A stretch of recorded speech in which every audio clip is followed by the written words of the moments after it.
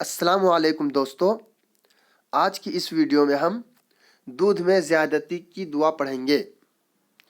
ماں اس آیت کو 21 دفعہ پڑھ کر پانی میں دم کر لے اور اسے 21 دن تک پیتی رہے۔ اب ہم آئیے دعا دیکھتے ہیں قرآن کی وہ آیت۔ وَأَوْحَيْنَا إِلَىٰ أُمِّ مُوسَىٰ أَنْ أَرْضِعِيهِ فَإِذَا خِفْتِ عَلَيْهِ فَأَلْقِيهِ فِي الْيَمِّ وَلَا تَخَافِي وَلَا تَحْزَنِي إِنَّا رَادُّوهُ إِلَيْكِ وَجَاعِلُوهُ مِنَ الْمُرْسَلِينَ۔ پھر سے ایک مرتبہ ہم اس دعا کو پڑھیں گے۔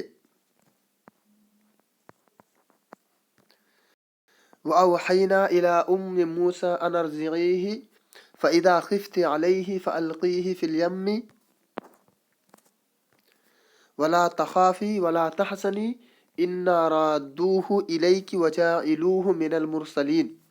یہ آیت کریمہ سورہ قصص کی ہے، آیت نمبر 7 کی۔ آئیے اب ہم ترجمہ دیکھتے ہیں اس کا۔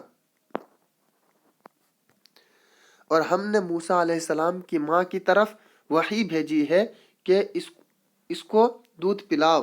جب تم کو اس کے بارے میں کچھ خوف پیدا ہو تو اسے دریا میں ڈال دینا، اور نہ تو خوف کرنا اور نہ رنج کرنا۔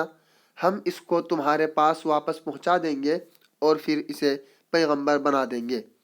تو اس طرح سے اگر اس آیت کریمہ کو اگر ماں 21 مرتبہ پڑھے گی،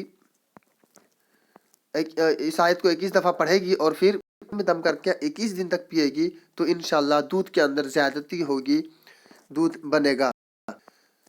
اگر ویڈیو اچھی لگی ہو تو آپ لائک شیئر ضرور کریں، اور اگر پہلی بار دیکھ رہے ہیں تو سبسکرائب کرنا نہ بھولیں تاکہ اگلی ویڈیو آپ کو آسانی سے مل سکے۔